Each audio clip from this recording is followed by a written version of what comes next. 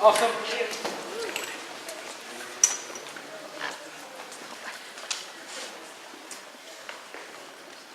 right. I'm trying to be fancy like my other fellow pastors and use technology today instead of paper, so we'll see how this goes. But today we're going to be in Ecclesiastes chapter 3. I thought this intro slide was great because it says new season, and clearly if you've been outside this week, you know that it's in fact a new season. It's not summer anymore. May this week not even be fall anymore. They're calling for snow or something on Tuesday, I think. So, but we know that in life things change and things come and go, and as we go through life, you know, there's going to be peaks and there's going to be valleys, and we're going to go through all these things. And Ecclesiastes talks a lot about life. I was talking to Danny this morning. I was like, I think it really talks a lot about life in this world and how life is living here in this world. And Solomon, if you've ever read it, even in my Bible, I told Andy, I was like, even in my Bible, it says a lot of people question, a lot of scholars and stuff like that question why the book of Ecclesiastes is in the Bible. But we know the Bible is divinely inspired. We know it's there for a reason. Solomon seems to be having a kind of a negative outlook if you read through it, and he talks about a lot of things as meaningless, as futile, as they aren't really all that important. But we always notice that he's talking about, he mentions this word, and we'll see it even in this passage today, as under the sun or under the heavens. And we know that he's talking about life here on this earth and life in this world when he mentions some of these things. But kind of the theme of Ecclesiastes chapter 3 that we're going to be looking at today is timing. Timing is everything. And the first thing we're going to look at is there's a proper time for all things. And that's going to be kind of the first theme, that there is a time for everything that happens in your life, and for the good and the bad. There's a proper time for those things and for you to go through those things as well. We're going to talk about that God has set eternity in our hearts. That we as human beings, we have this question of eternity and question of meaning in our life, in our hearts, and we're born that way, and we think that way, and we're trying to find this meaning. We're going to talk about that God is just. Some of the things we may see on earth are not always going to be just, or not always going to be right, but that ultimately God is just, and everybody is going to have to face His justice at some point. And then at the end, we're going to talk about how if we don't choose to follow God, we're really nothing more than animals. We're really nothing more than living like animals do. So I'm going to go ahead and read in Ecclesiastes. If you're turning to it in your Bible, it's probably a little bit past halfway. It's the book after Proverbs, and it seems like Psalms and Proverbs are usually right in the middle of the Bible. So. But I'm going to go ahead and read, and then we'll get into the passage. It says, "There's an appointed time for everything, and there's a time for every event under heaven.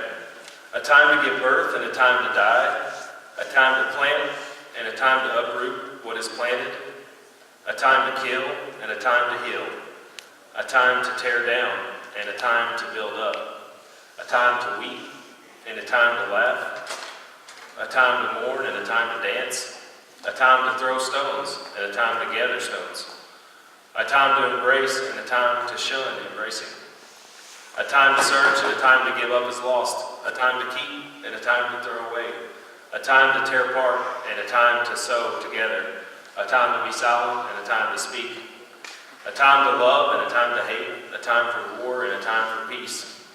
What profit is there to the worker from that in which he toils? I have seen the task which God has given the sons of men with which to occupy themselves. He has made everything appropriate in its time. He has also set eternity in their heart. Yet so that man will not find out the work which God has done from the beginning even to the end. I know that there is nothing better for them than to rejoice and to do good in one's lifetime. Moreover, that every man who eats and drinks sees good in all his labor. It is the gift of God. I know that everything God does will remain forever. There is nothing to add to it, and there is nothing to take away from it. For God has so worked that men should fear him. That which is has already been, and that which will be has already been. For for God seeks what has passed by. Furthermore, I have seen under the sun that in the place of justice there is wickedness, and in the place of righteousness there is wickedness. I said to myself, God will judge both the righteous men and the wicked men. For a time for every matter and for every deed is there. I said to myself concerning the sons of men, God has surely tested them in order for them to see that they are but beasts. For the fate of the sons of men and the fate of beasts is the same. As one dies, so dies the other. Indeed, they all have the same breath, and there is no advantage for man over beast, for all is vanity. All go to the same place, all came from the dust, and all return to the dust. Who knows that the breath of man ascends upward, and the breath of the beast ascends downward to the earth? I have seen that nothing is better than a man should be happy in his activities, for that is his lot. For who will bring him to see what will occur after him? We'll go ahead and bow our head in prayer. Oh, Heavenly Father, thank you for just bringing us here this week, Lord. Open the hearts of those who are going to hear this sermon today, Lord, and speak through me to deliver your message. And just bless this time that we have together and that we're going to spend in your word, Lord. In your name we pray. Amen. So, the first thing that we're going to talk about is this proper timing. And in verse 1, Solomon says there's an appropriate time for everything. He says there's an appointed time for everything, and there's a time for every event under heaven. I want to focus on that word, appointed. And me and Wendy were talking about this in the car ride over this morning. We were listening to it's like 4 religious leaders. I think there's like a rabbi and a priest and I think there was a Baptist preacher on it. I think there was even an Islamic leader. They were kind of talking about the issues of the day through the lens of all their religions. They usually have some interesting conversations. It's kind of unique to see all the perspectives. But we were talking about this like appointed time. And when I think about it, I think God knows when we are going to go through everything. And there's a time He knows when we're going to go through these peaks, when we're going to go through these valleys, when we're going to go through these times. And when we've sought His grace and His saving grace, and when we're living our life in His will, He's going to prepare us for those moments. He's going to put people in our lives to help support us. He's going to help us grow to the point where when we go through these trials and tribulations that we're ready for them. And he knows when they're going to happen, and as a matter of fact, says they're at an appointed time. So he has a time set in place, and he's got things in your life set up to build you up to these points. And the second point is that things in this world are cyclical, and we see this, a time to do this, and a time to do that. We're going to go through a couple of them.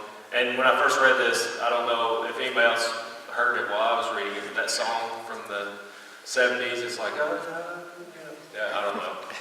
Alan, you may know what that song was, isn't it? But I had it going through my mind the whole time, all this week, because I kept reading this passage while I was getting ready, and I was like, oh goodness, I got to get this song out of my head. So I'm going to have to listen to something else when I leave today. But the first thing it talks about is a time, in verse 2, is a time to give birth and a time to die, a time to plant and a time to uproot what is planted. So we see that, I know one thing I can say safely about every single person in this room is that you were born, and that you are unfortunately going to die as well.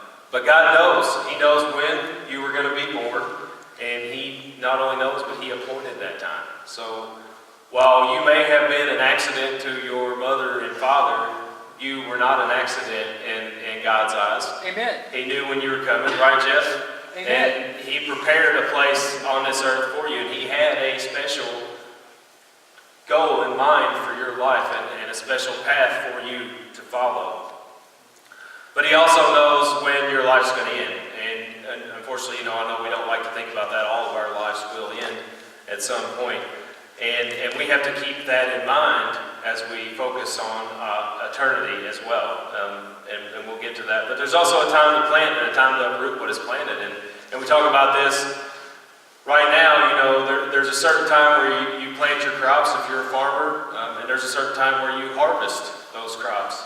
If you saw somebody out planting their crops right now, you would know that they're not doing it. They're not doing it right. You'd say, hey, whoa, you're wasting your time, We might get a week of warm weather and those things might come out of the ground, but they're going to die through the winter, right? You plant in the spring and you harvest. in the fall. So we know that there's a proper time and an appointed time for those things. The second thing Solomon talks about here is a time to make and destroy. In verse 3 he says there's a time to kill and a time to heal. There's a time to tear down and a time to build up. And what he's talking about here is this cycle. Sometimes it's good to fix things, and it's good to hold on to them, and it's good to work on them and kind of repair them. But sometimes we just have to let things go. And I think about the first thing I thought about was a car. Has anybody ever had a car where it got to that point, it's old, it's got a lot of mileage on it, and maybe it's 15, 16 years old, and you've put 250,000 miles on it, and the transmission goes out, and the shop's like, it's going to be about $900, $1,200 to get a new transmission. You're sitting there looking, is that car worth $900, $1,200? Probably not. So yeah, it's time to get a new car, right? Maybe a little closer to home, has anyone ever had a pet? And you get to that point sometimes when they're older and they get sick, and you have to make that decision. It's time. It's the dog's time or it's the cat's time. We can't. It's old. You can't justify spending the money at the vet to heal it so it'll live another couple, 3 weeks.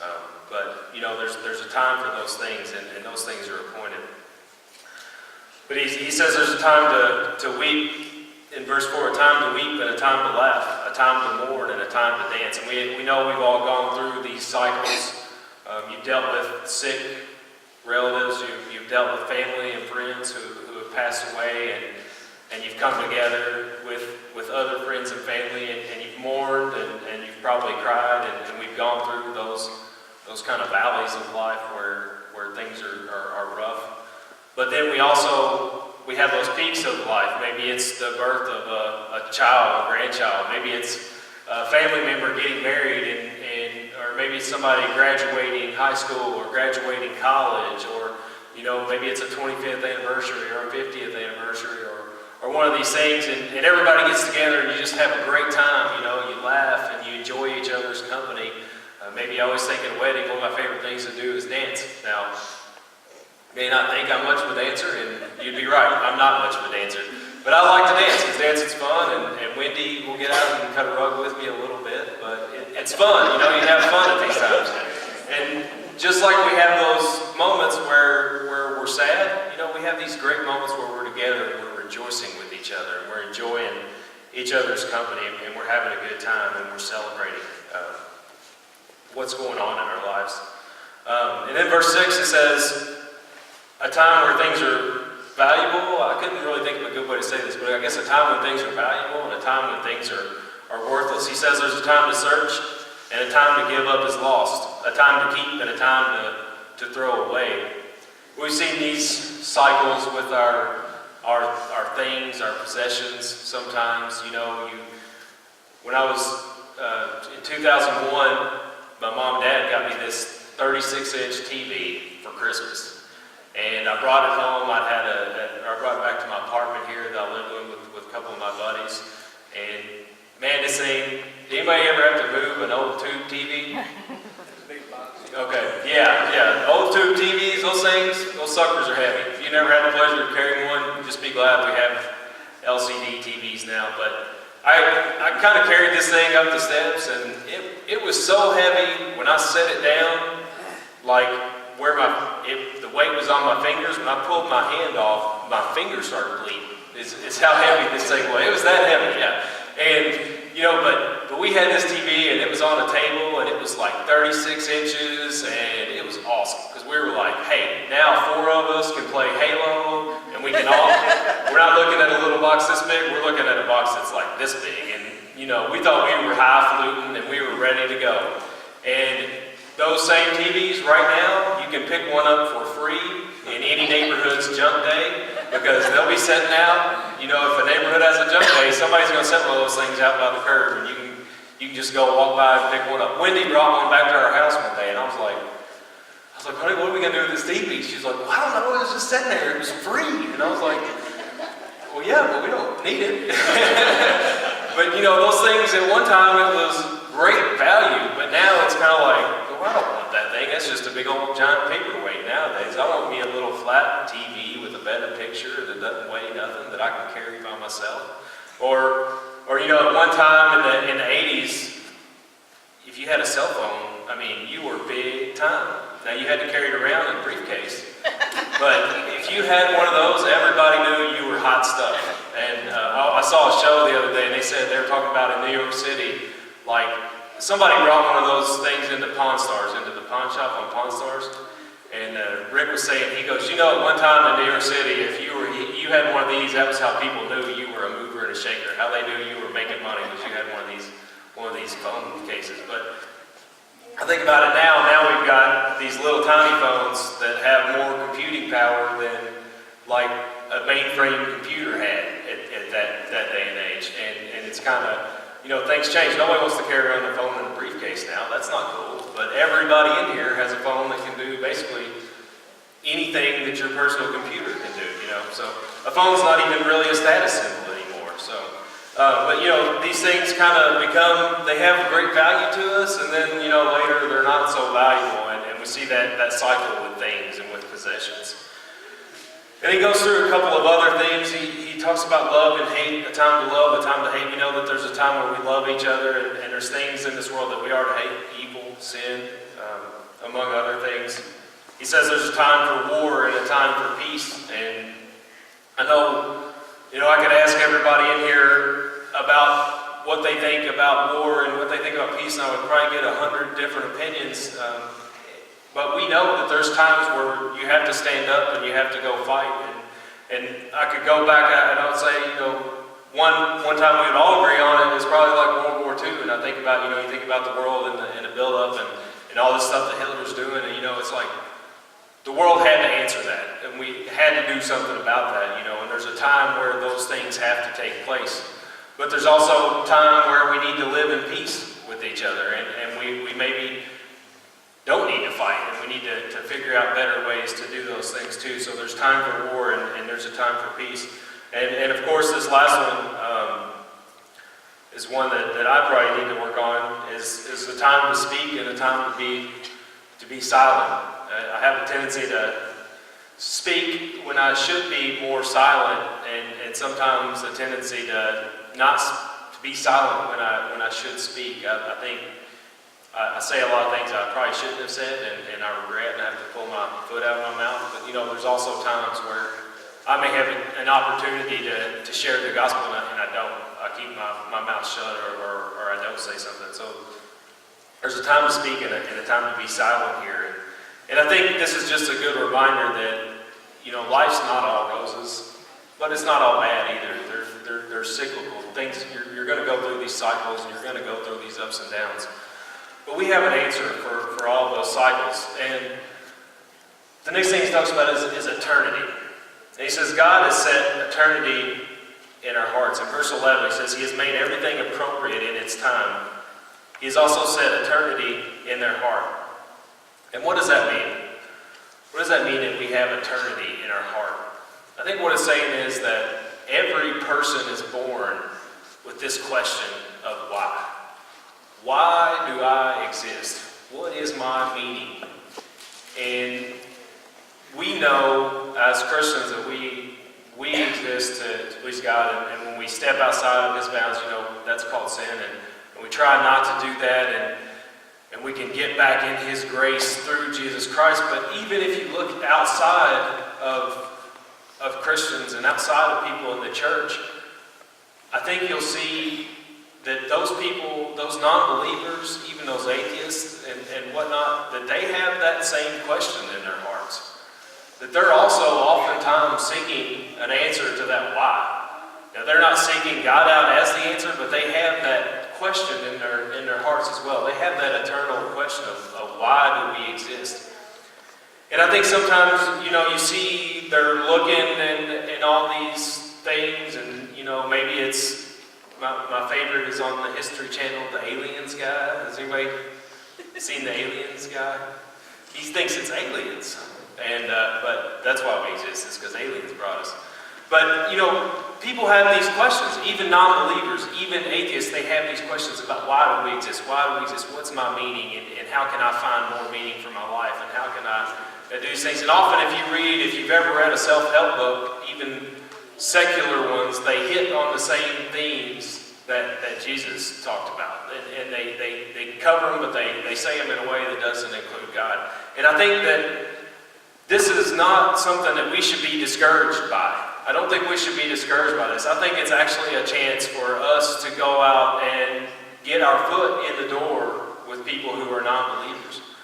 And instead of maybe poo-pooing what they say or what they do or whatnot, like maybe talk to them about, say this is what I've come to know. This is what I've come to find out about my meaning, and kind of insert God into that question and into that hole that they have in their mind. And maybe we should look at it more of that way as an opportunity to get our foot in the door. And in verse 12 and 13, Solomon says the best thing that we can do with our life, he says, I know that there's nothing better for them than to rejoice and do good in one's lifetime. It says, moreover, that every man who eats and drinks and sees good in all his labor is the gift of God. He talks about this as our gift from God for this life. The best thing we can do is rejoice, give thanks to Him, thank Him for all of our blessings, for the things that we have, do good for others, and enjoy the work that we do. To enjoy the work that we do. I know that's hard sometimes, but you can always find, a good thing is to seek out, like you maybe, that God, the work you're doing is glorifying God. No matter if it's going to help your boss out, and if you don't like your boss, well, that's tough. That's where you work. He's your boss, but you can always glorify God with your work. And then I think the most important part of this part, he says, in verse 14 and 15, I know that everything God does will remain forever. There's nothing to add to it, and there's nothing to take from it. For God has so worked that men should fear Him. That which is has been already, and that which will be has already been. For God sees what has passed by. He talks about there's nothing that we can do to add to what God has done. There's nothing that we can do to add to what God has done. So, what I kind of thought about here, I was like, we have this, when we're born, God has this picture of He's got this, what we were born to do, and this goal. He put us on this earth, and if we carry out His will, we'll get, we'll have this life, and our life will be here. But what we do, we want to do our own little thing, and we get off track, and we kind of go over here, and we get diverted, and it's kind of like when you're on your way to the beach, and you're driving through Tennessee, and you see the big old Ferris wheel and the giant rocket fireworks stand on the side of the road, and you're like, oh, we gotta stop there and ride this little Ferris wheel, and we'll get back in the car and we'll buy some fireworks or whatever. And 45 minutes later, you're back on the road, and you're like, darn it, I just spent $50 and I'm 45 minutes longer away from the beach now, and then maybe 3 or 4 hours later, you get into Georgia or Alabama, and you see these peaches and pecans, and then you're like, oh, we gotta stop and get ice cream, and you do that, and then you get back on the road, and you're like, now I've got $40 less in my pocket, and I'm still, another hour away from the beach, and you just get diverted because you want to be on that beach so bad. I mean, when you're driving to the beach, you want to be sitting there in your swim trunks with your toes in the sand, watching the waves lap up as quickly as you can possibly get there. But then you get diverted and you get sidetracked. And our life's kind of like that. We know God knows what's best for us, and we want to do that, but a lot of times we let ourselves get off track. And when we get off track, we're really shortening and lessening what God could do with our life, and we're making it possible for less to be done with our life instead of this great thing that God has in store for us and that He wants to do with us. When we get diverted, that goes down a little bit, and then we get diverted again, and it comes. We can't make our life better, so we need to stop trying to do what we want to do and what we get distracted by, and just do what God wants us to do, because we can't add to what He already had in mind for us. Let's see, and the next focus is, in this world we're going to see a lot of things. And in verse 16 he talks about, furthermore I've seen under the sun that in the place of justice there is wickedness, and in the place of righteousness there is wickedness.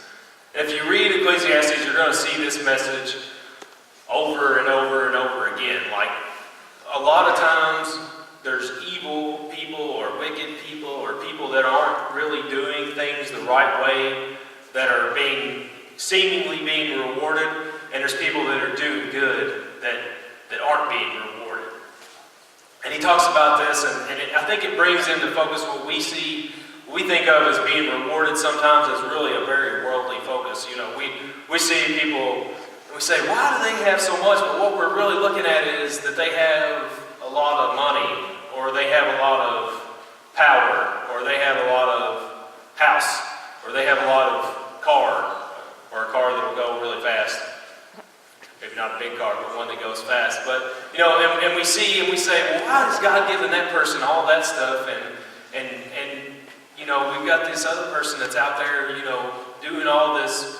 You know, they're always volunteering at their church. They're feeding homeless. They're always going and visiting people, and they're doing all this stuff. And you know, they just live in a small house, and you know, they drive an '89 Buick.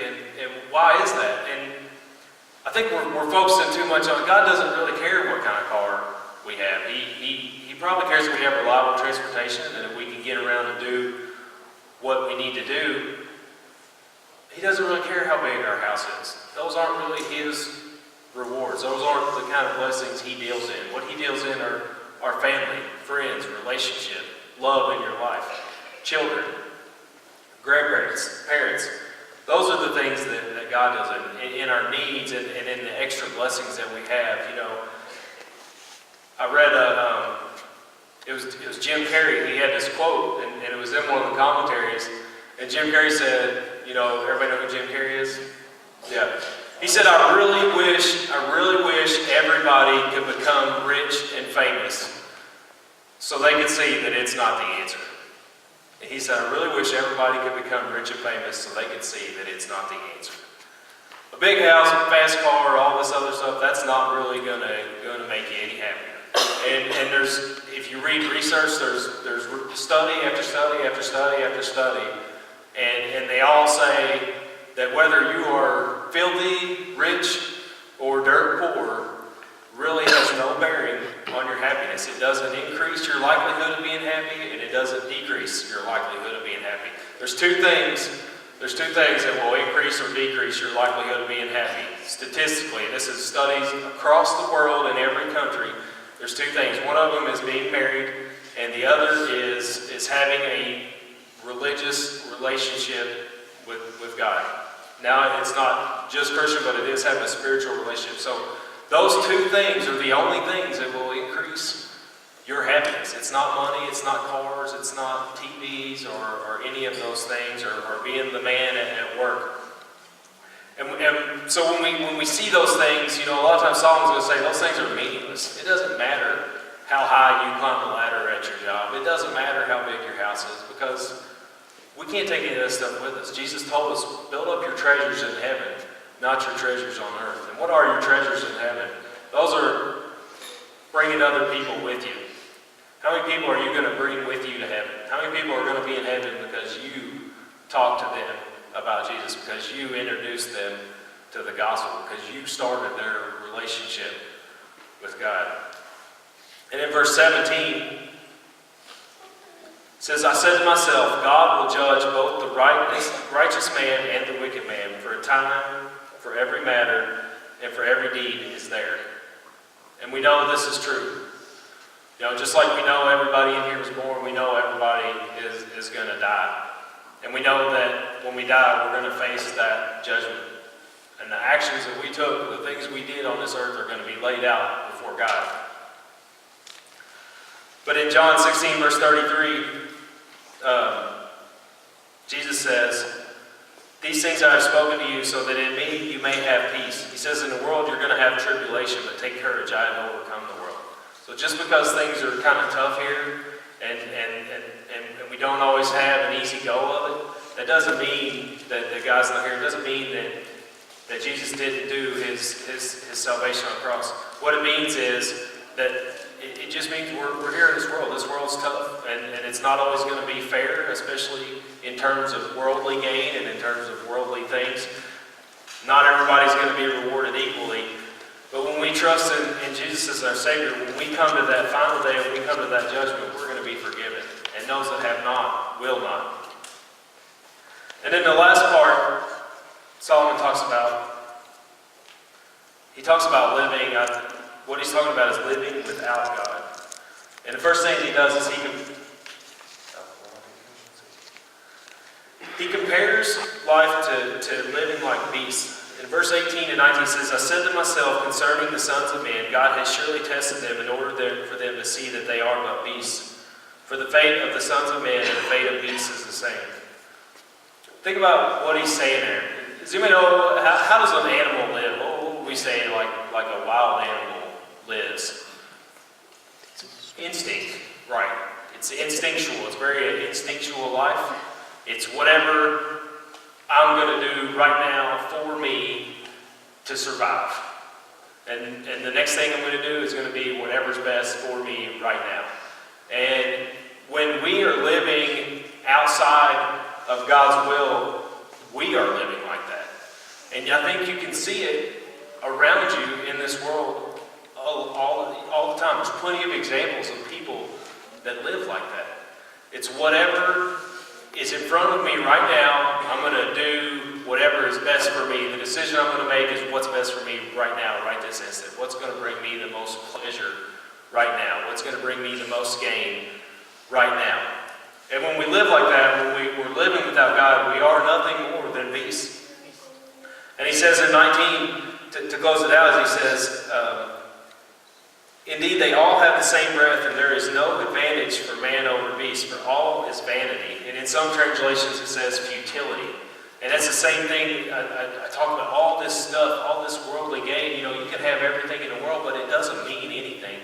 It's futile, because when you die, you're still going to have to go sit in front of God for judgment. And if you were saved, you'll walk in heaven. If you were not saved, you will go to hell. And all that stuff that you had on earth is nothing. It doesn't mean anything. It's still here on earth. You're not here with it. A lot of very, very wealthy people, you can see some studies on how their children and their family and the generations after them were, and it's not good for them either. It kind of doesn't do them any good because they didn't earn it all and they just know how to spend it. And a lot of times that leads to a bad life as well. So Solomon says that's just futile. It doesn't matter. It's meaningless. And you'll see that word meaningless or futility over and over and over as you read Ecclesiastes. But then he says that many people are living ignorant of heaven and hell. He says all go to the same place. All come from the dust and return to the dust. Who knows that the breath of man ascends upward and the breath of beast ascends downward to the earth? How many people do you know that are living ignorant of heaven and hell? Does anybody know? I'm sure we all know somebody, right? And they think like that. They think, well, there's no consequence. There's no consequence to my actions, so I'm going to do whatever I want. And, I know we all have that question in our mind, and I know we all know also what is right and what is wrong. But I think a lot of people they want to do what's wrong because it brings them pleasure, and they get so used to justifying it and rationalizing it that all of a sudden their justification is, well, God doesn't exist. So now that's the ultimate justification for anything you want to do, because if you just tell yourself and you can convince yourself that there is no God, well, then you don't have anybody to answer to. And you can literally justify in your mind doing whatever you want. And we see that in this world, and it's this living ignorantly of heaven and hell. People are making decisions like this, and they're doing whatever they want to do because they don't see any consequences, and they talk themselves into believing that there are no consequences for their actions. And just like a beast, you're kind of a captive of your circumstances. You're really living in your circumstances. Whatever is around you is what you're reacting to and what you're deciding to do all the time. And we know when we talk about it, when you've got your focus on God, and when you've got your focus eternally on what is God's will in your life, that you begin to live above your circumstances. You're not captive to the people that are around you that are always pulling on you to do this and to do that and always trying to convince you to do the wrong thing. You're not captive to the temptations that are around you that kind of divert you away